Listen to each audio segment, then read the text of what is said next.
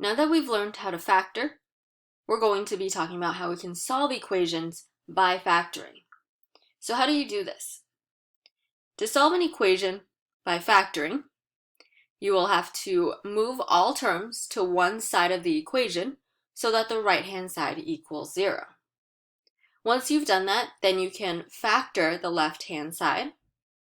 And then once you've factored the left-hand side, then the last step is to set each of those factors equal to 0 and then solve. Let's take a look at example 1.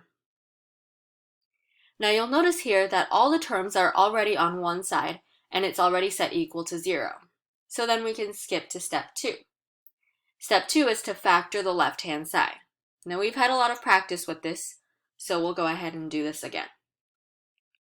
So we're finding two numbers that will multiply to 28 and add to positive 11. So run through your factors of 28, so 1 and 28, 2 and 14, 4 and 7. Looks like 4 and 7 will be the two numbers that will multiply to 28 and add to 11. So now let's write this in factored form.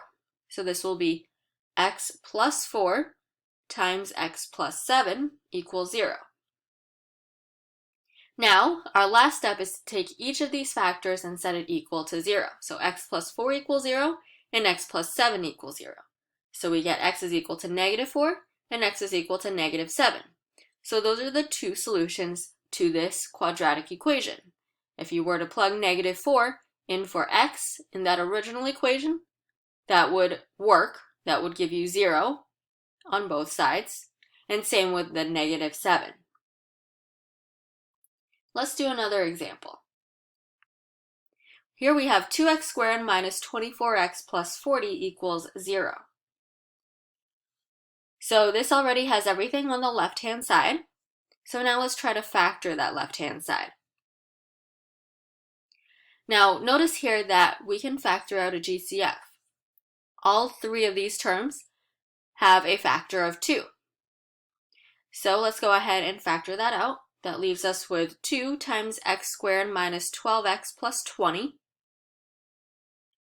And now we'll take what's inside the parentheses, and we are trying to find two numbers that will multiply to 20 and add to negative 12.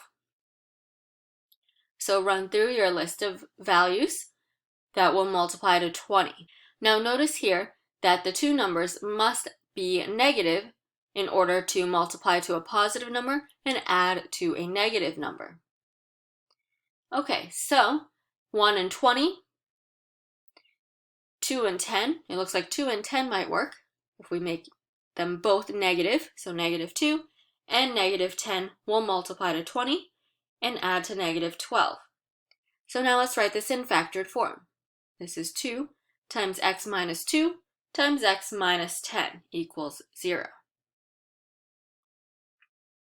Okay, so now we can set each of those factors equal to 0 and solve.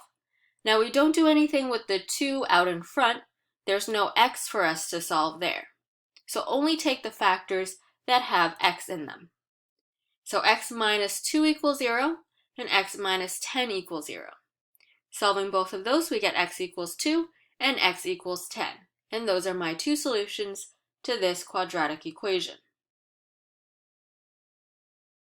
All right, let's look at example 3. Now you'll notice here in example 3, we don't have everything on one side yet. So that's the first thing we're going to have to do. We're going to add that 6, that negative 6, over to the other side.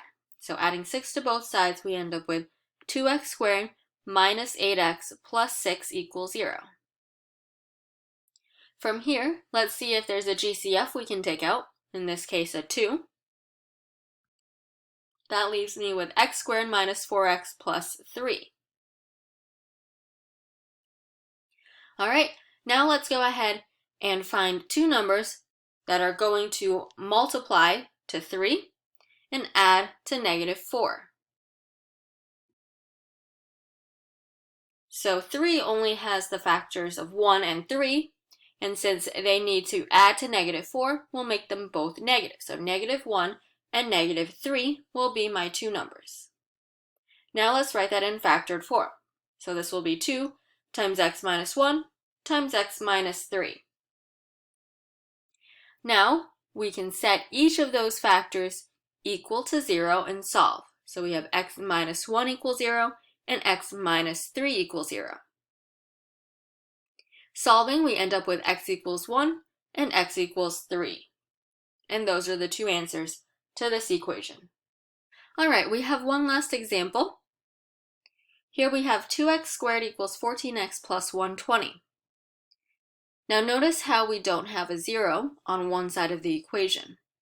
So I'm going to move everything over to the left-hand side. That's going to be 2x squared minus 14x minus 120 equals 0. Now that we have everything on one side, let's go ahead and see if we can factor this.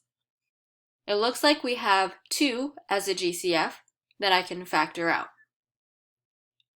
That's going to leave us with x squared minus 7x minus 60. Okay, so from here, now I have to find two numbers that will multiply to negative 60 and add to negative 7.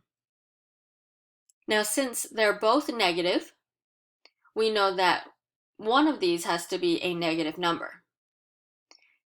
A negative times a positive will be negative, and then a negative plus a positive can be negative if the larger number is negative. So let's see, 1 and 60, that's going to give us negative 59. 2 and 30, that's going to be negative 28. 3 and 20, that will give us negative 17. 4 and 15, we're definitely getting closer, but that's still not quite right. That'll give us negative 11. 5 and 12, well, if we make 12 negative and 5 positive, that will multiply to negative 60 and add to negative 7. So let's write this. This is 2 times x minus 12 times x plus 5 equals 0. Now we want to go ahead and solve. So x minus 12 equals 0, x plus 5 equals 0. Solve each of those and we get x equals 12 and x equals negative 5 for our answers.